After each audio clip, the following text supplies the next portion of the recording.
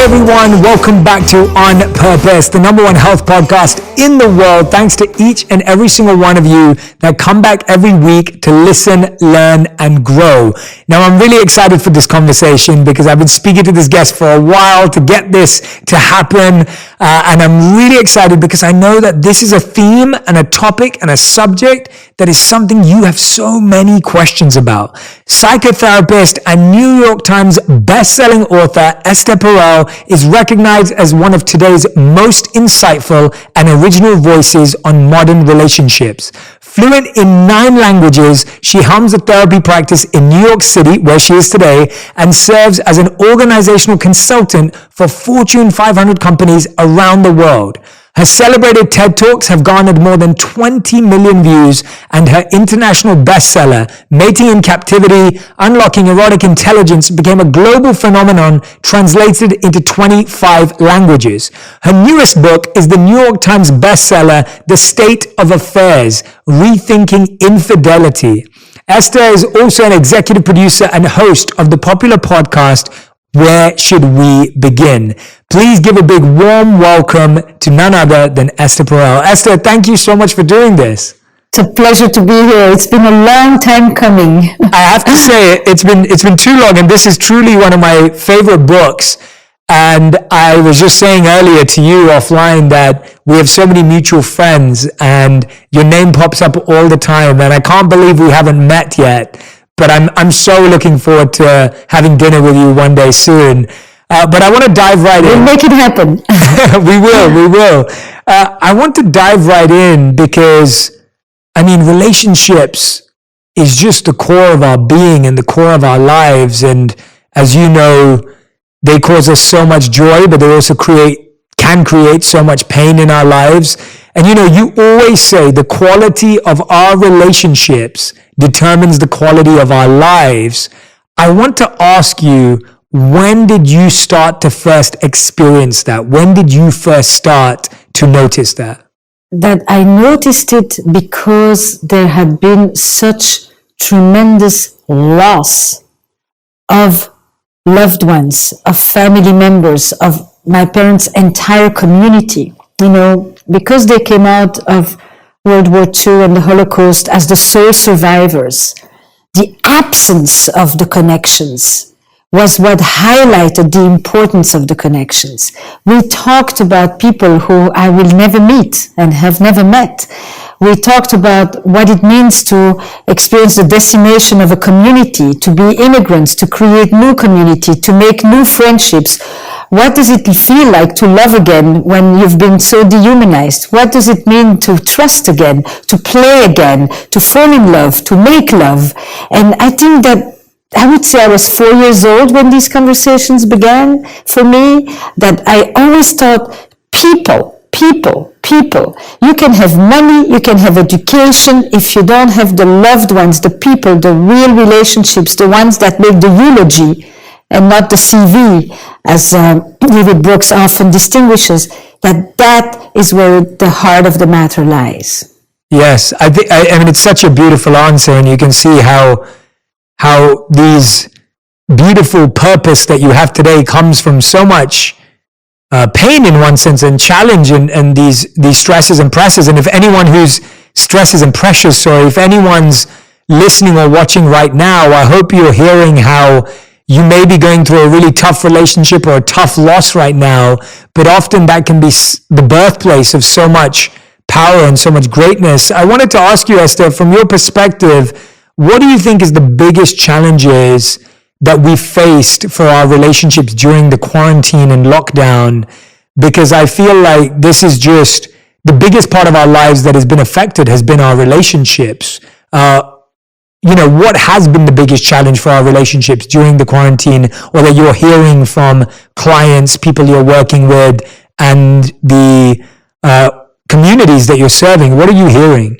It's a great question. I would divide it in 3 main categories. The first thing is that lockdown, quarantine, pandemics, disasters are relationship accelerators.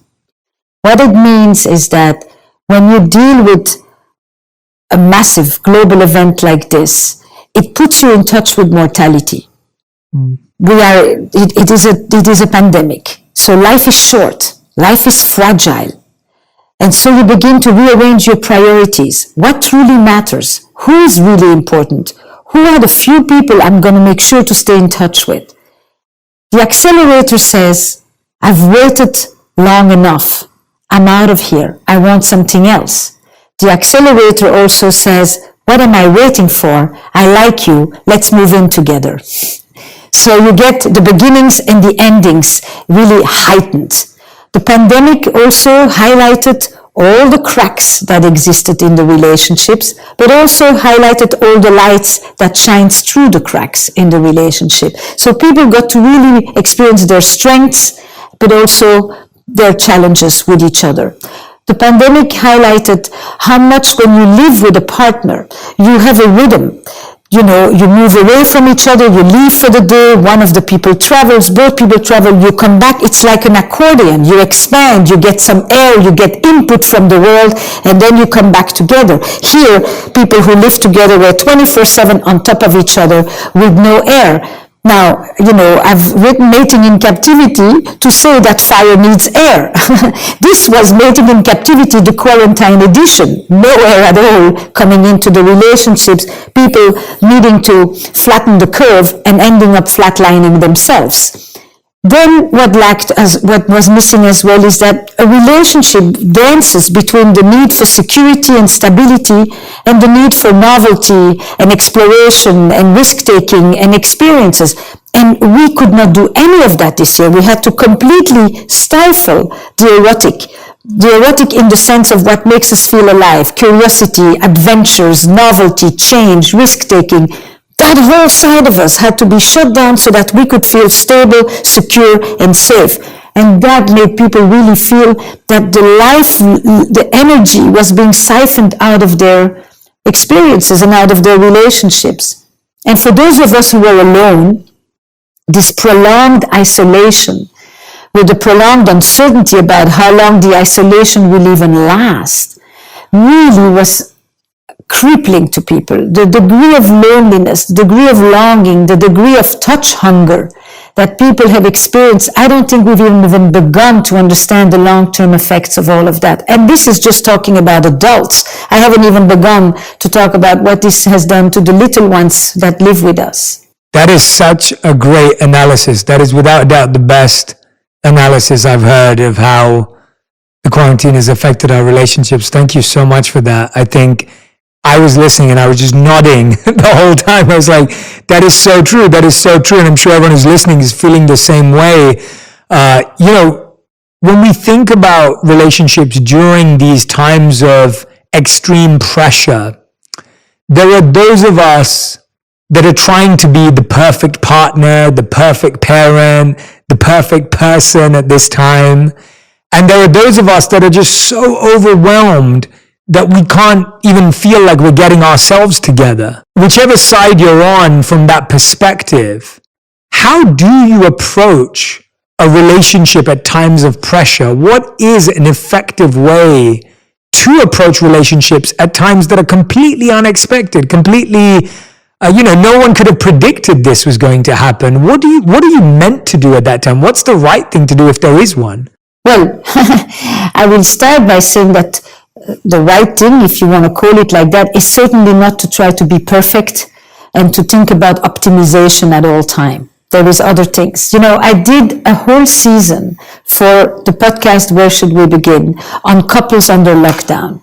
Couples in Nigeria, in Sicily, Germany, in New York that were in the middle of April and May, but this could still be today. This is not passé at all. About what were the tensions that they were experiencing? What were the questions? So you had the couple that is on the verge of divorce and that suddenly has to be together just as one person is about to move out. And basically, they have to just be civil. They don't have to be perfect. They just have to be kind.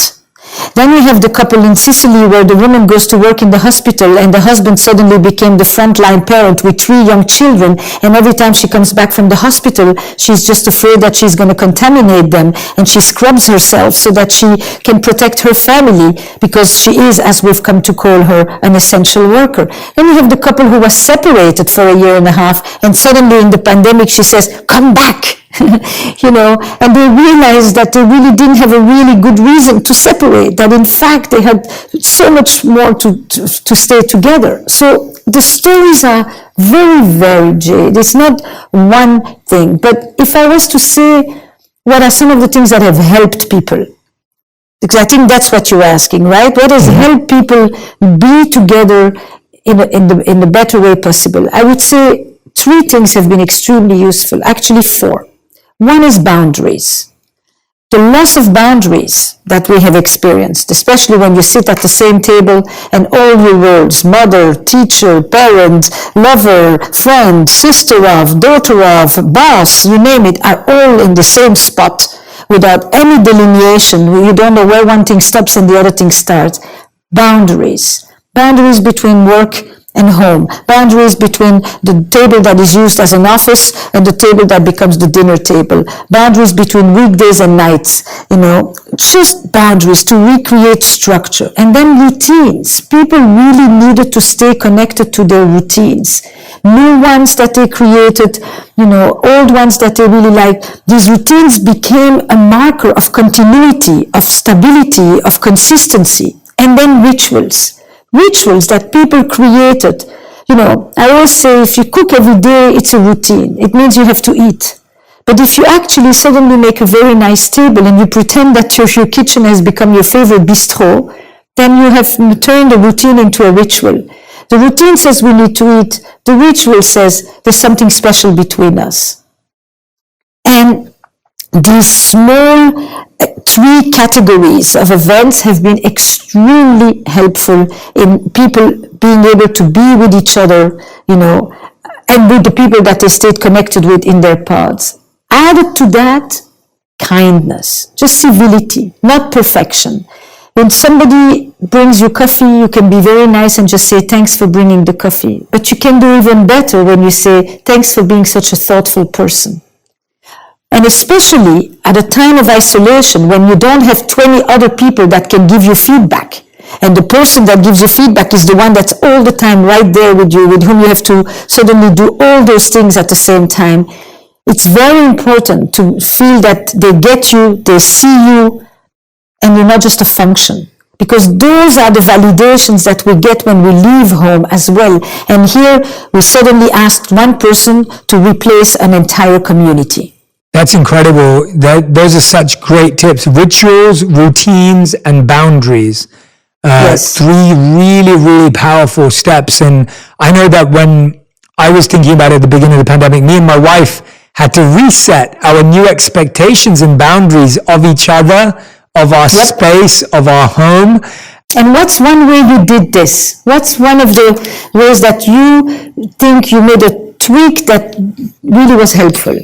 So one of the things that me and my wife did was she said to me that now we're just living in the same spaces. I need to make sure that I feel that you're helping this space remain what the space is.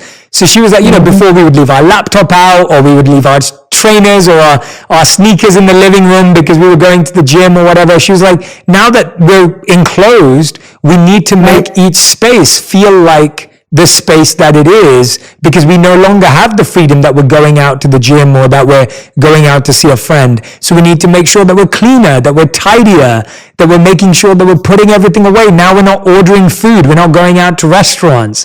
So we need to make sure that we've cleaned up everything straight afterwards. It's very basic things, but these things often get lost when you're all going through your own pressure and stress. And to me, those simple resetting of expectations and boundaries was so useful. We also made a rule that we would only work in certain areas of our home. So she had her work area and I had my work area. In the beginning, we were both on the same dining table, taking both of our phone calls and trying to get the other person to be quiet, and it wasn't working. And so for me, it was integral that we had that conversation. But here's the interesting, Esther, that I wanted to ask you, is when couples are having those conversations, they think it's bad. We get worried. We think, oh no, my partner should just know this. They should just understand this. And we almost get scared when we're having conversations like that because we think that we should just know, we should just be aware. How do we get beyond this false idea we've created that difficult conversations show weakness when actually difficult conversations help build strength? You just said it. You know, difficult conversations, when you get through them, you feel emboldened, you feel more trusting, and you feel more confident. You know, the one time where the other person knows what you need, what you want, what you care about, without having to say anything, is when you're in utero. Before you're born. And just as soon as after you're born. You know, after that, your whole life is a dialogue in which you begin to express your thoughts, your wishes, your needs, your hurts, and you begin to intuit what other people need from you. We are relational creatures. The only time where somebody guesses for you is when you're a baby. And you can cry, and then there is 5 things which the caregiver can decide is probably what you need. I think what you did was, it looked small. Because if you think about this as the laptop, you know, and the shoes, and you think that it's about the shoes, then it looks, you know, trivial, but you miss the point. Because what you're really doing is you are creating an awareness of the other. You say, we are both people here. We each have things that we need to do. We have to show up. I respect your work. You respect mine. I am aware of your presence. I don't pretend you're not here. I think of you even when you're not there. I know what you care, what matters to you and what you care about, even when you're not telling it to me, because you've told it to me before. I carry you inside of me. And vice versa. It's that the conversation. If you think that it's about the shoes, you miss the point. The shoes are a representation. The shoes, the table, all of these things. And in addition to why it is important, is because it says where you stop and where the other person starts. And that sense of boundary is extremely important, because every relationship is made up of my relationship to myself as I am with you, and my relationship with you while I don't lose myself. It's both and. It's how I hold on to me and how I hold on to you. Vice versa. How I hold on to you without losing me, and how I hold on to myself without losing you. That's the dance. And this conversation that you are having with your wife is all about that. And when you put it this way, it's no small feat. Yeah, absolutely. I love how you unpack that. It's so much more deeper, and it has so much more of a true impact on each other when it's performed in that way. I'm sure there are a lot of people listening right now, Esther, going, you know what? I'm doing all of that, but my partner is not responding, right? Like they're not thinking about me. They're not aware of my presence. They are prioritizing their work. They are not being aware and being conscious and being intentional. When someone is feeling that way, this is probably the number one question you get asked always. But when someone is feeling that way, that they're doing everything they can, they're trying to clean up and do this and do that, but the other person doesn't respond. What happens? What do you do in that situation? Well, there's a few things you do. See, the beauty of couples is that you have another person to blame. And to think it's unavoidable, it's irresistible. I am doing my share, you're not. You know, it's like when people come to couples therapy. They come to my office and they often come to tell me, here's my partner, let me tell you what's wrong with them, fix it. You know, and fundamentally, I mean, it's a drop-off center, you know. There is a reality in which this is one of the hidden truths of relationships. If you want to change the other, change yourself. If you continuously go and say to the other person, you're not doing, you're not listening, I keep asking you, why don't you pay attention, etc., you're going to get the same response. You're going to get defensiveness, you're going to get what about you, you're going to get tit for tat, etc., etc. if you want to call the attention of the other person, maybe there's a way in which you actually think to yourself, what's a different way I can say this? How do I remind the person that when we pay attention to each other, things are much better? How do I make a request that doesn't turn into a protest? Meaning, instead of criticizing the other person, tell them what you want. And tell them what you want without implying that they're not doing it. Because then they pay attention only to the fact that you told them, you're not doing it, you're wrong, it's you again. And then they will basically do what every human being does, which is defend themselves. Because nobody likes to be attacked. So the temptation is to say, how do I make my partner different? And I say, start with the one thing you can control. Is there anything I can do different that is more likely to elicit a different response from my partner? It's the one thing you can control is you. Start there. Yeah, great advice, great advice. And you're so right about the blaming. You know, we're always looking for a scapegoat in any scenario. And often, you know, I want to be empathetic and compassionate that it can be true sometimes that you could be doing everything you possibly could and someone is not conscious or focused. But then again, it comes back to what you just said, which is you still need to go and do what's right for you and do what's best for you. If you need to feel connected and loved, you may spend more time with family or more time with your friends or spend more time on the phone to get that fuel you need. Now, moving forward, Esther, I know a lot of people are struggling with what you call re-entry anxiety, right? The idea that we're entering back into the workplace, we're entering back into dating, we're going back into being in person. You know, what are the symptoms of that re-entry anxiety that people are feeling that you so beautifully explained and have coined? And also, how can we start? Actually, this is the question I want to ask. What are the skills that we lost in the pandemic and what are the skills we gained? Because I think people are unaware. It's a beautiful question. Right? It's like we gained some really good people skills during the pandemic and we lost some too. Tell me about the re-entry anxiety and what we lost and gained.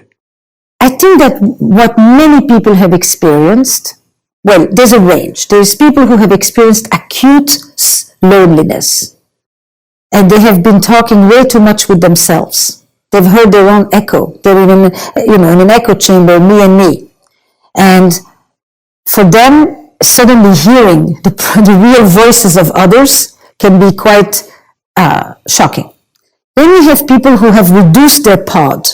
And basically, the acquaintances have dissipated and they have really stayed in touch with a few important social ties.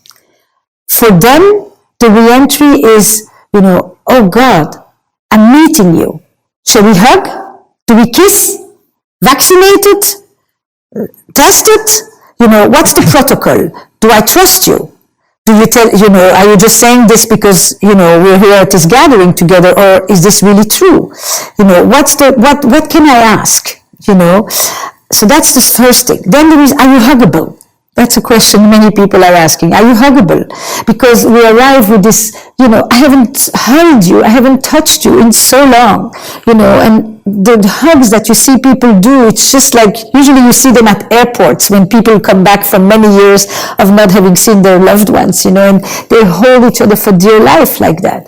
Then there is, how the fact is basically many of us have only seen each other from the chest up for a year and a half. What's it like to suddenly be embodied, just fully embodied, we can't hide in the same way. And then, what is the chat going to sound like? Chat is a 4-letter word. What's the chat going to be when I see you? So I see you, and for the first time, we actually have a whole different range of conversations. Every gathering where I've gone so far, where people are meeting, it's like, oh, this is my first time. I haven't seen that many people in a long time. I hungered for this, or this is weird. I've not been so close to so many people in a long time. I don't know how close I can come to them. There is all these experiences that people are talking about. Where were you? Were you with your family? Were you with your loved ones? How was it for you? And, what were the important moments? Have you lost anyone? Is everybody okay?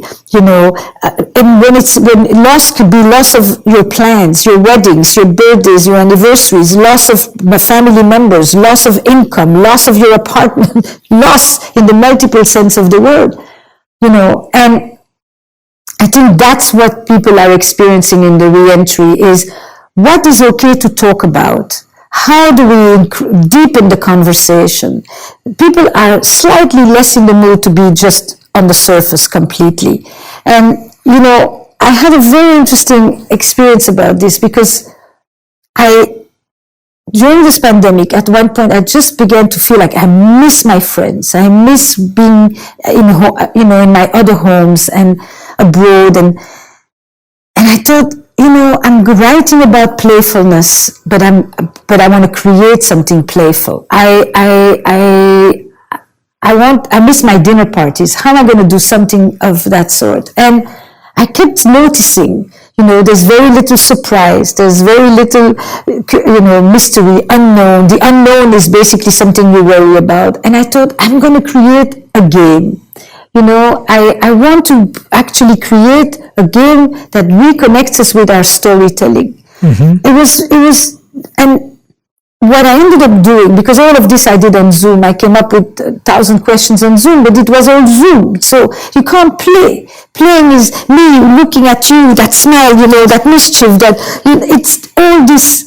And so I brought friends together in a pod that I've known for 25 years. And we basically started to play test every night after dinner. Just what are the really important conversations we want to have? What are the stories we feel we need to tell? And it was very moving, actually. It was like you could see a social atrophy, when there's a social muscle we haven't used for a long time. Mm-hmm. And slowly it opens up, it loosens, it strengthens, and people are laughing and sharing and asking questions and building on the stories of others and basically recreating social threads. That's, I think, what we are going to do in this re-entry at this moment. And basically, the question was always the same: where should we begin? And it was like, I want to know about this. Tell me about that. Yeah. What are some of your favorite questions from the game? Where should we begin? Can we play or try to play some part of it so that we can, and then you can let my audience know where they can find the game so that they can actually get it and play it too. I'd love for them to have that. It's really a game. It's not just questions and cards. So in the game, there are prompts. Because I was thinking, this is what happens at my dinner party. How do I needed this. Like, I want to feel that thing. And generally, you have a tone at a dinner party, right? Like, you set an intention when we started. So you can there's a set of prompt cards. The prompt cards basically can share something that nobody knows, or that changed your worldview, or that is embarrassing, or that was heartbreaking, or that you would never tell your mother. That's the prompt. Yes. That's the emotional lens with which I'm going to then put a card in front of you. A rule that I secretly love to break.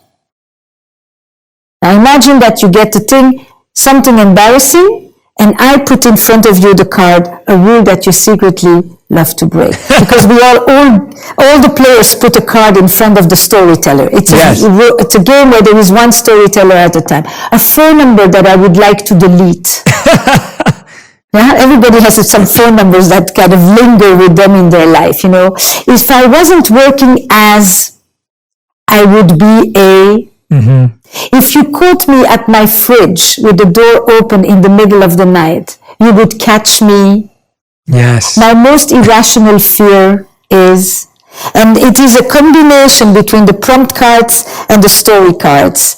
And then we have coins, so that if you want to evade my question, I can impose on you, push you to answer the question that I want, and then we have deeper question. I've never told you the story. I've never told you the whole story about. Everybody has stories that they have fudged. Mm.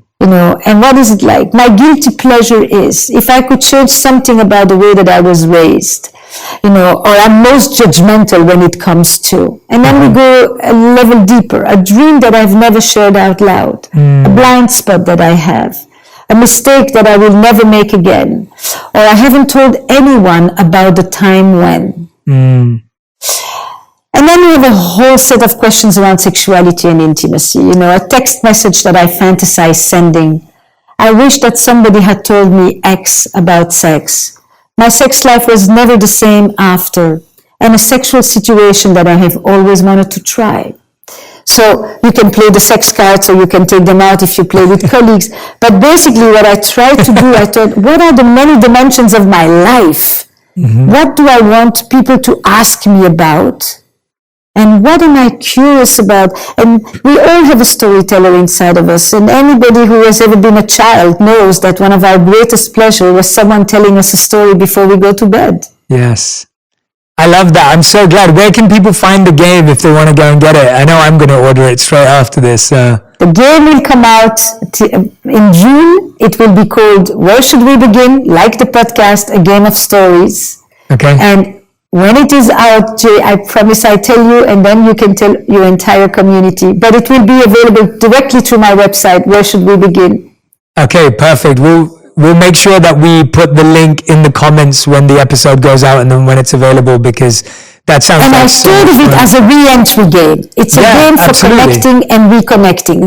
Because everybody's asking me, what do we talk about? What are the conversations we can? And I just said, let me create it, because I see it in my office. I see it on the Housework podcast as people are going back to work, and all the work-related questions. And one thing is love, one thing is work. What happens when people start to go back to work right now, and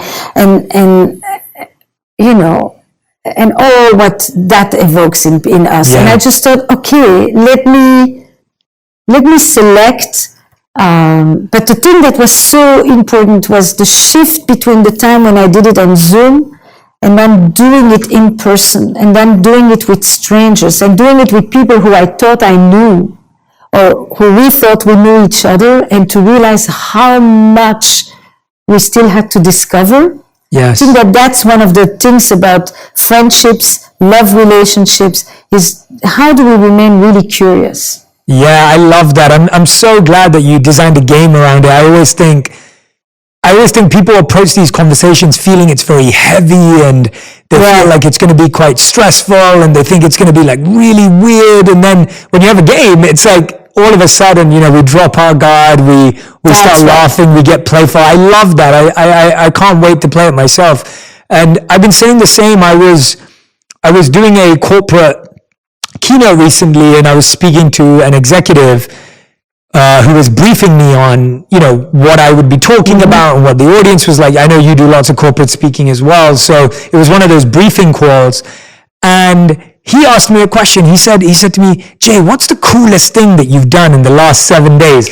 And all of a sudden I was so alert and fresh, because no one had asked me a question like that. I can't remember the last time I answered a question like that. Most questions are like, how are you?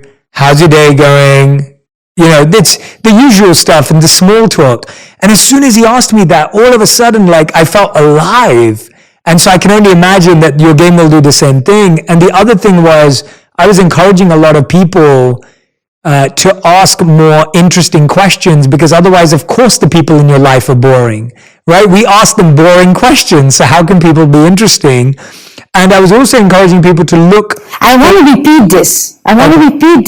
If you ask boring questions, you will feel that people are boring. Yeah. If you ask, interesting questions that breathe energy in you, like you just described with this guy, you receive a completely different person right in front of you. Totally. It's really crucial. I actually came alive, and even the idea of, and I was going to say with your beautiful painting or artwork you have behind you, I was encouraging people to be more curious about what they see in the Zoom call with people. So I was sitting with another client, and he had a paintbrush hanging on his wall behind him, like you're speaking to me now, and and he was a corporate client, and he had a paintbrush. I don't know him that well, and I said, hey, look, I don't want to be creepy or weird. I'm just intrigued. I'm curious. I've never seen a paintbrush on someone's wall. Can you tell me where it's from? And he started laughing, and he said to me, oh, you know what? No one ever asks me that. And I was like, all right, well, do you mind telling me? And he said, I have it there because my first ever job, he's probably in his 50s now. He said, my first ever job when I was around 14 years old is I used to paint fences and paint walls and paint homes. And so this paintbrush reminds me of where I started. And you know, it just opened up. And then I told him what I did as my first job. I used to be a paper boy and deliver newspapers in my area. And it just was such a refreshing conversation that I'm still talking about it right now. And so I can't wait for people to play, you know, Where Should We Begin? It sounds wonderful. I just wanted to share those with you because I couldn't agree with you more. Objects are super important. Objects tell stories. You know, I ask in many sessions, bring an object that represents the part of your relationship that you would like to harness, to develop further, to maintain, and bring an object that represents a part of your relationship that you would like to let go. Now, it can be your relationship with your partner, it can be your relationship to money, it can be your relationship to sex, but objects are wonderful catalysts. You know, you start to talk, people bring things. I did a conference this year on sex, death, and money. And for each one, people brought objects that represented the relationship, the taboo, to death, to sex, and to money. The stories that people wrote with a caption, the objects that they chose, it was a book. It really was a book. So this brush is very telling. Everybody has a brush. Everybody has a version of that brush. I love that. Thank you so much. How can people be encouraged to try out that activity at home, to think about what object represents their thought around sex, death, or money, and what does that indicate for them? Oh, you know, when people did their relationship, the biggest one was the relationship to money, actually, interestingly. Surprising to me. I thought death or sex would be way bigger. It went from, you know, a checkbook, because my father lost all his money and could never pay his bills, to a pair of shoes that represented either the shoes I would never allow myself to buy, the shoes I finally felt I deserved to buy because I've worked so hard, the shoes that I've never dared wearing because they were so expensive I've kept them in the box, and the shoes I continue to wear while there are holes in it because I don't feel like I deserve to get new ones. Shoes were very important. Wow. You know, about money, you know, the ring that I received, you know, for a wedding, a marriage that lasted for a year or two. So people told stories of homelessness, of destitution, of hard work, of intergenerational legacies inside the family around what was lost and what was gained. I mean, that's it. A little object told stories of generations. So you can do this at a table with a small pod with your friends. There's a few of them actually in the card game as well, but basically bring an object that represents what you discovered most about this year, for example. What was most important to you this year? Bring an object, you know, and what you will notice, I've done that one. People have brought things that involve baking because they've been baking. Why? What was that sourdough thing? It's not the bread. It's the fact that people needed to create something. People needed something from nothing that became something. It's an antidote to death when you bring something into the world, creativity, things like that. People brought things related to nature. People brought things related to painting, writing, you know, art and the importance of art, to pets and to children. Because children were the ones who could remain imaginative. You know, they put 3 books on the floor and it becomes a rock. That's beautiful. I love those examples, especially the shoes. I'm going to go and try that out with my wife later on and see what we would pick for each. I love that. Tell me, Esther, one of the things that I see a lot of my closest friends go through and experience is that they're all, you know, they're doing well for themselves, they're successful, they're in their own way, but they have this desire to be in love, and often they fall in love too fast, or they fall for someone very quickly, only for that to end very quickly as well. They have this rush to want to find that right person, and when they think they've found someone, they're all in, and then within a month, things are kind of going backwards again. What is the intention or the mindset with which one should approach love and relationships when seeking out a partner? Today, we have guides on how to have the perfect online dating profile and how to put the perfect caption to describe how you look and what you like and what you're looking for and what you're interested in. What really should be going on in that preparing for a relationship and love phase? I have bad news for your friends. I'd rather you tell them than me, so... I get it. I've been working for almost 40 years now, helping people with, the challenges of their relationships. The first thing I would say is love is a verb. It's not a permanent state of enthusiasm. It's not about finding the right person. It's about being the right person. If you just want to be dazzled, you will have an adventure. You will be infatuated. You will fall in love. You will have a love story maybe, but you won't have a life story. And a life story is different from a love story.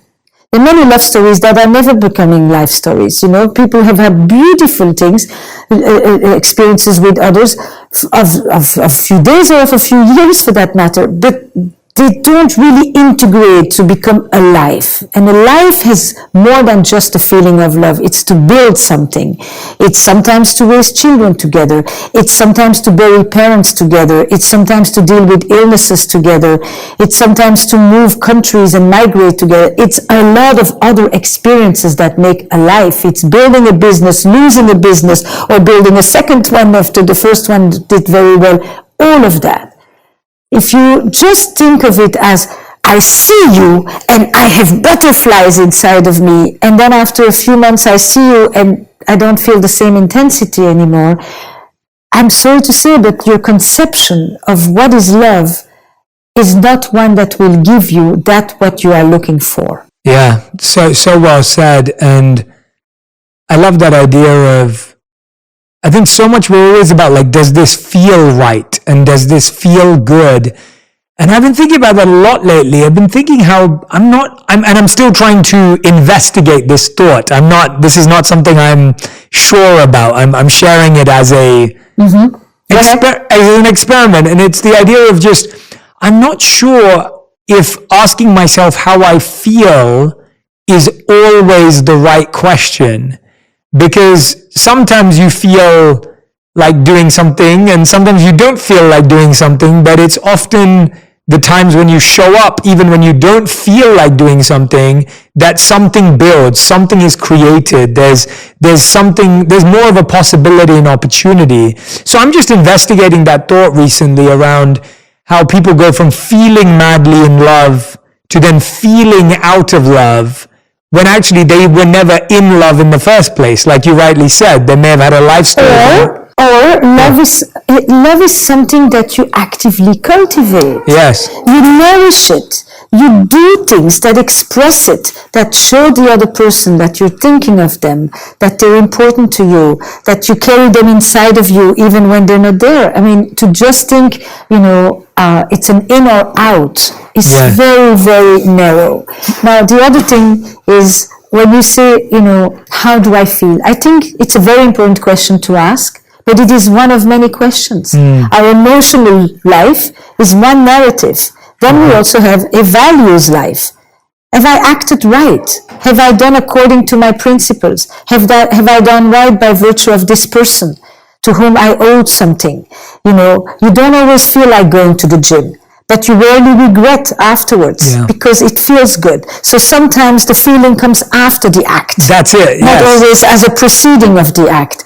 And then sometimes it's not how do I feel, but what am I thinking that is coloring the way that I feel. So you have behaviors, actions, thoughts, feelings, and then you have a spiritual dimension to what you do as well. And to just sit with the emotional truth as the only truth, I think we miss a few other parts of life. We miss the values, we miss the morality, and we miss the spiritual. And all four are part of our life. This is why I love doing this podcast. I don't have to investigate that thought anymore. You just answered the question for me. You gave me exactly what I was looking for. That is such a brilliant answer. And I love how you explained the idea that, and that's kind of what I was trying to think about and I was playing with, was the idea that sometimes you have to do something and you get the feeling afterwards, and working out is you spoke my language. That's for me. I say to my wife, every time I get back from tennis, which is what I do to exercise, I say to my wife, I say, never let me miss a tennis lesson. Every time I get back, I always tell her, never let me miss a tennis lesson, because I always feel phenomenal when I get back. But in the morning, if I'm not feeling up to it, my mind can trick me. And so we have to remind ourselves. So that's such a brilliant answer. Esther, you've advised couples for so long. You've worked on relationships. You've seen every different type of relationship. When you've really looked at the heart and the core of it, what are the deepest, truest, most root reasons that relationships fail? What is it at the heart of it? Like you said, you've unpacked everything so deeply today. What is that deep root of why relationships fail? I haven't thought about that, but I'm going to say that in light of what you just said. What I did when I answered you is share a thought. I never think I'm right. I sound very confident, but that doesn't mean that I know. This is how I think of it today. And if you come back and we have another conversation, I may answer the very same question differently. And I think that that's very important for all our listeners here. These are not questions that have a black and white answer. Mm-hmm. And it's so important to be able to hold nuance and ambiguity when we think about these things. So when you ask me what are the killers of a relationship, I do turn to the work of John Gottman very much. I would add a few, but he talks about the 4 horses of apocalypse. And one thing is criticism. This constant negative sentiment override, criticism. And that's why I said before, remember, behind many criticisms is a wish. Ask for the wish. Don't give the criticism or you will never get the wish. Love that. 2, stonewalling, and that lets the other person just feel like they don't exist. They can talk, they can weep, they can scream, they can even hit you, and there is no answer. The 3rd one is defensiveness. I can't say anything that you don't answer defensively. You never own anything. You don't take responsibility for your actions. It's all about blaming the other or externalizing, and it's always everybody else's fault and every other circumstance that made me do, and I'm just a victim and I've never done anything. And then the big one, the 4th one, is contempt. And that's considered the killer of them all. Contempt. Because when I am contemptuous, I look down upon you. I despise you. I belittle you. I diminish you. I devalue you. And I basically do one of the most important things is I take away your meaning. And we are creatures of meaning. We want to know that if I'm here or if I'm not here, there's a difference. I matter. And if you manage to make me feel like I matter none, that one is the real zinger. So I think these 4 basically sum up the death of a relationship. I can give you smaller ones, that because not everybody is at that end. So the smaller ones for me are complacency. Freaking complacency. People would never, you have a lot of entrepreneurs and a lot of people who do their best at work that listen to you. And most of these people would never treat their clients the way they treat their partners. They give the best to their clients and they give a smither of that attention to their partners or to the people at home with them. That laziness, complacency, lack of curiosity, just routine management Inc. I do this, you do that. And when is the last time we actually looked at each other and checked in with each other and said, and how are you today? Not how was your day? How are you today? Because I think of you, that. And that is the many, many couples that come to couples therapy feeling like the life has been siphoned out of the relationship. So then when they say, I still love you, but I'm not in love with you, or I feel like, we have nothing to tell each other, or it's kind of a dead end between us, I say, what are you doing to enliven yourself?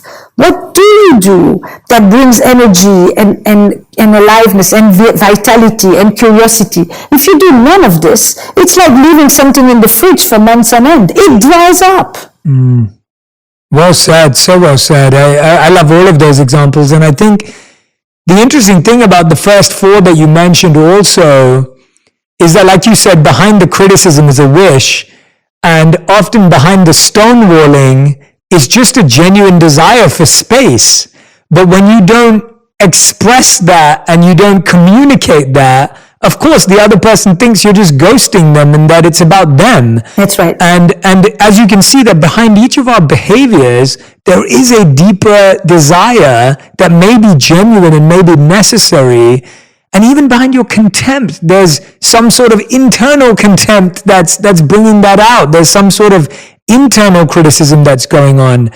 And you know, it's so crazy, because when you hear it, it sounds so simple and it sounds so obvious. But one of the things that's really helped me and my wife is I do this thing where and I really liked what you said about how we treat our clients. I try and do this check-in thing with her all the time, and I'll be like, how do you think our relationship's going? You know, and I always ask her that question, like, how do you think our relationship's going? Like, what do I need to improve? What do you think you need to improve? What are you working on? What am I working on? And it's funny because you never do that update or status update with your partner, because you just assume that you've already made the decision and now it's stayed. That's right. We married, and now the thing is just going to go on like that for 30 years on reels. It is a very strange, the type of exceptionalism that people think about when they think about marriage or committed relationship. This notion that, that you made the decision at 25, 35, and this thing is just going to go on with you intact. It is really strange. It is such a strange thing, but it's something we all live with. I know so many people who have unfortunately experienced infidelity or been cheated on, and you write about this. As I said, this is one of my favorite books that you've written. I highly recommend it to anyone. I recommend any of Esther's books. We'll put the link in the comments. When you're working with people who've been through that, a lot of people take it so personally that it demolishes them and destabilizes them for the future. What parts of it do you take personally, and what parts of it do you distance from? How do you respond to that experience? And I know that it's case by case, but how do you know which parts of it you should use to improve versus how do you know which parts of it you shouldn't? I think that my first entry with you into this topic would be this. If I ask, we have a huge, vast audience that is currently listening to us. Have you been affected by the experience of infidelity in your life? Either because you were the child whose parent was unfaithful or who left for another partner, either because you are yourself the child of an illicit love story, either because you have been unfaithful, or you have been cheated on, or you are the third person in the triangle, the secret lover, or because you're the friend on whose shoulders somebody's been weeping for days, or the one to whom somebody's confiding. If I ask your entire audience now, about 85% of the people will tell you that they have been affected by the experience of infidelity. Absolutely. So the story of infidelity is not just a story of two people, of one cheater and one betrayed. The story of infidelity is the story that accompanies marriage from the day marriage was invented. And it travels in families. And it travels all over the world. And my exploration of infidelity was using this betrayal, this violation of trust, as a way to understand modern love. Because infidelity hasn't always meant the same and doesn't mean the same depending on the various cultures and the various models of marriage that we have. But if I live today in the West, and I wait till I'm in my 30s to choose you, and I've had loads of people before you and I ever met, which means monogamy is not one person for life, but monogamy for me is one person at a time. And I have been on apps, and I have had to deal with all my FOMOs and the 1,000 people I could choose from, and you're the one I've honed in on. Now my sense of trust for you, what you represent for me, is all those people I didn't choose. And with you, when you and I experience infidelity, it's like the shattering of the grand ambition of love. I thought this is it. You're the one. And you're my soulmate. You know, we today have brought the divine into the social, and I call you soulmate. I don't turn to God, I turn to you. And you did this to me, and I feel like I've lost my entire sense of self. Some affairs really are expressions of relationships that are in trouble. We never talk, we never touch. When's the last time we made love to each other? You despise me, you control me, there are a breadth of reasons for why people want to run away. And then some affairs have very little to do with the partner, unfortunately, or just as a matter of fact. They often have to do with the fact that people will breach and betray in search of something that they have lost parts of themselves, they have the sentence that always stayed to me is when somebody would say, I didn't just want to find another person, I wanted to find another self. I didn't want to leave my partner, I wanted to leave what I had become, and I didn't know how to change with my partner. That's not a justification at all, but it explains to the partner, this is not about you're not smart enough, rich enough, tall enough, thin enough. This has nothing to do with you.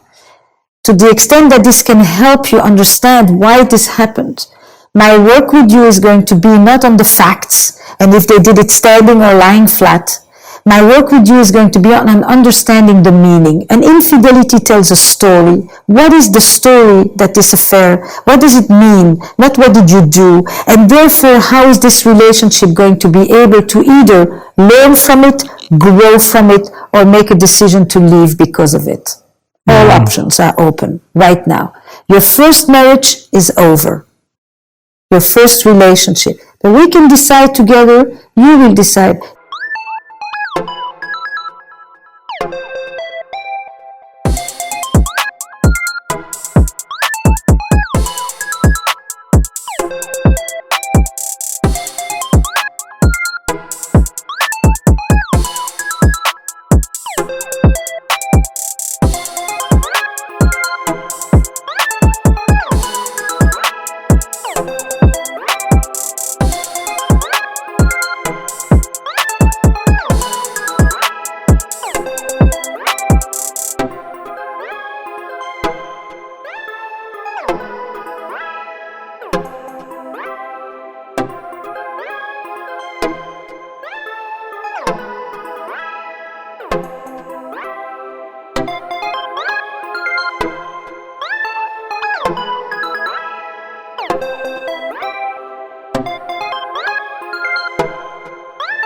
If you want to have another relationship with each other, in light of what has happened.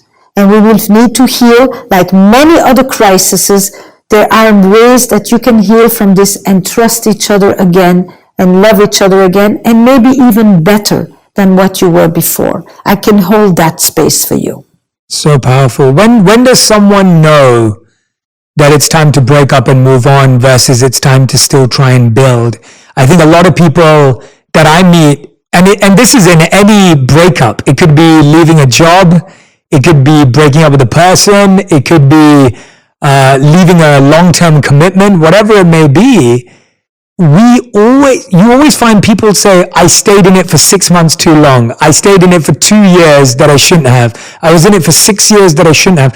We spend so much time making that decision. What are the signs that you know that it's now time to move on and call it quits, or it's time to actually build and try our best? But that presupposes that once you know the signs, you're ready to act. And what you've just told me is that people often knew the signs for a long time, but they needed to prepare internally and sometimes externally to do the act, to do the leaving. So we sometimes know for 2 years that this is probably not going to last. But then there is a process of preparing. And when people say, why did I stay so long? I say, you left when you were ready to go. You can, because after the fact, it's easy to say I should have left sooner. But sometimes I was there 2 years before. So I can tell you 2 years ago, when you thought about, what will happen the day that you walk into the house and there is nobody there, you couldn't bear the thought. So we needed to prepare you for that. We needed to prepare you to know that you won't be seeing your children every day. We needed to prepare you to realize that you were going to be working again after not working for a long time. We needed to prepare you to accept that there is another partner here that is going to be loving your children as well. And these things or if you want to do about work, we needed to prepare you that you had done the thing that you loved all your life and you were going to let go of this. Or you needed to prepare to accept that you had done the thing that was right and you were finally going to do the thing that you really wanted, and they were not both the same. And once you lay down like this, people actually close the gap between I knew it and it took me so long. Yeah. Esther, I love that. It's such a joy talking to you. I'm just loving the back and forth and being able to find so many of the answers I've been thinking about in speaking with you and reflecting together. I could do this with you for hours, but we have 2 last segments that we do on purpose that I want to do with you. One is called Fill in the Blanks. So I'm going to read out some sentences and you have to fill in the blanks to start off with. So are you ready? Okay, I'll try. I'm very proud of those. No, you're going to be great. You're going to be great. Okay. True love is? True love is living with those differences that you think you can never tolerate. I love it. Great answer. Okay. Great partners are? Funny. They know how to bring in humor just when you're about to bite. That is my wife. My wife is a genius at that. She's so, and it comes naturally to her. I have one like that too. I bless him for being able to make me laugh at the moment that we could go down that path that is just like, whoa. Absolutely. Conflicts in relationships are?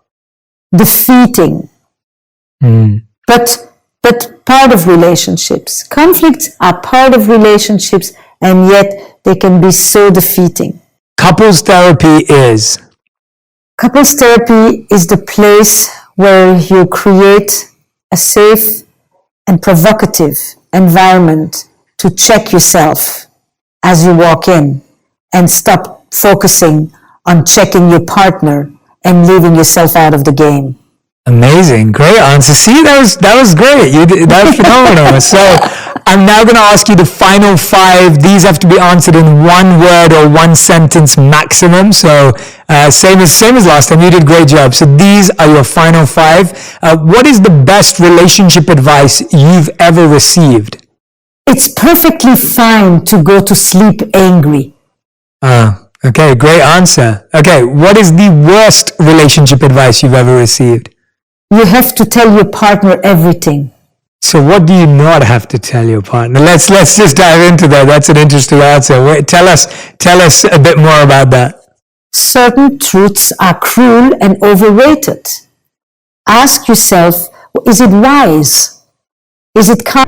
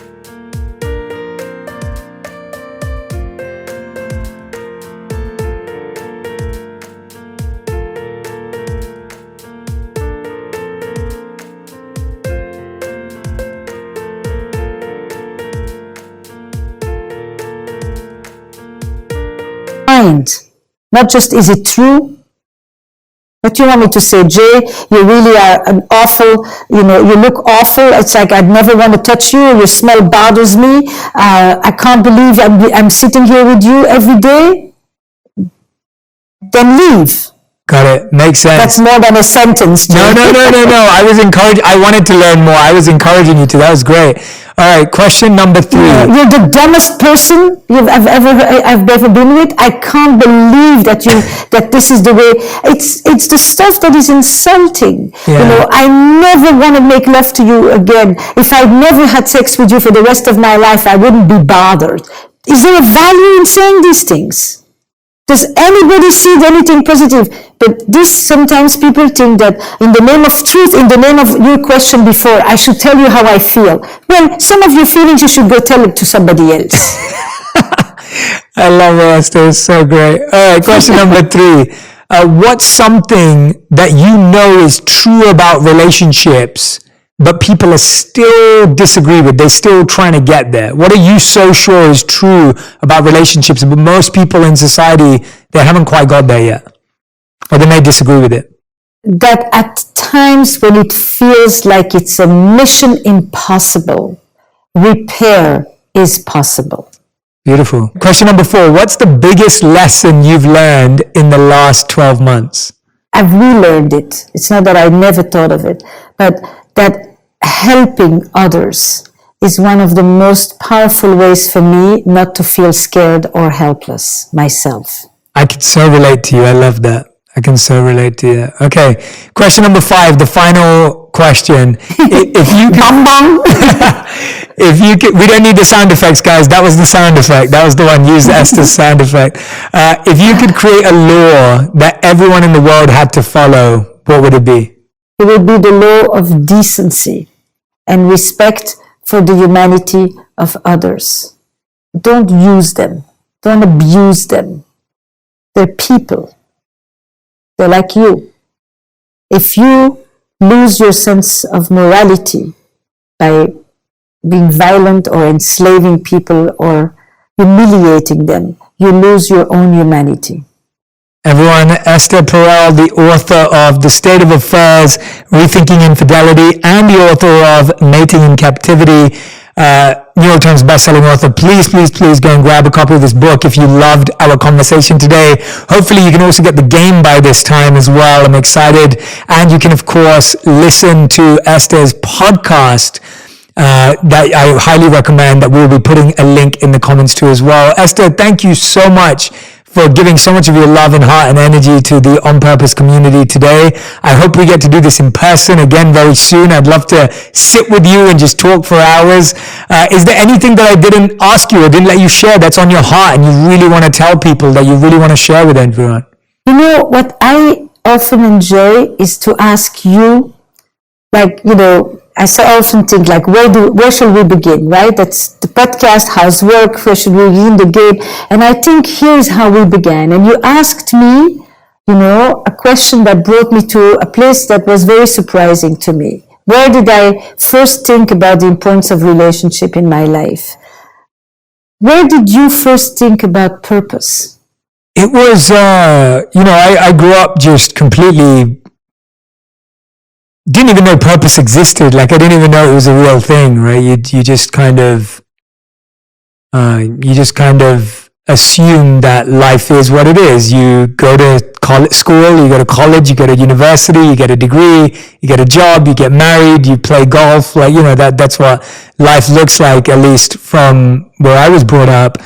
And you're just working hard, fulfilling that. And I think the first time I thought about purpose was when I met the monk for the first time. So when I was 18 years old, I heard a monk speak, and I write about that in my book, and he was living with purpose. So not only did I start thinking about purpose, I got to experience purpose. And I think that's what's so hard about relationships, is that we don't always get to experience fulfilling relationships in our life through other people. And so we don't even know what it looks like. And I have to be honest and say that was the first time I thought about purpose, because this monk was super educated. He could have been making hundreds of thousands, millions of dollars, but he'd given it all up to serve humanity. And I thought... And what made you receptive to him? I think it was just the idea that, at least at that time, I'd met many people I'd met a few people that were rich. I'd met people who were famous. I'd met people who were strong and beautiful and attractive, but I don't think I'd met anyone who I felt was happy and purposeful. And what made me receptive was that I felt that he was happy and purposeful, truly, in his heart. And it was something you had to feel and experience. I mean, I'm still friends with him today. He still has it today. But I always feel that when I'm with him, that he always feels happy and purposeful. And that experience is so rare, I feel, when you're around someone. So I think that's, that for me is probably the first time I started thinking about purpose. And today I also believe that a relationship needs a purpose. So I love these worlds colliding, and a lot of my personal work in purpose has been massive for helping me in my relationship. So hopefully that answers your question. Yes, it's really beautiful, because one thing is, where were you in your life? But the other thing is, how come he could speak to you? There was a space that was waiting for him. There was a need, a longing, a wish. And I think that's exactly what happens in people's relationships too. Yeah. It's just that they often come very bruised and very wounded from all kinds of relationship experiences in their childhood. And they first need to basically, take the parts of the childhood that still lives inside of them and put it aside so that they can create a different script. Your purpose is a story, and relationships are stories too. I love that. That's such a wonderful reflection, and such a beautiful way of looking at it. And I just always feel that we all have the opportunity today, even more so because of podcasts like these and interviews and conversations, where we have more opportunities for our autopilot to be disrupted in a good way. I think, for me, I had to go to an event and the speaker was speaking at an event, but today you can just hear something on YouTube or a podcast, and all of a sudden your mind is just moved in a different direction. I think we have such a benefit today that we can connect, and I'm so grateful that I got to connect with you today, because I'm sure you've done that for a lot of people today, where you've shifted their mindset or their paradigm. So I thank you, Esther, and I deeply look forward to meeting you. I want dinner with you when I'm in New York next. Okay.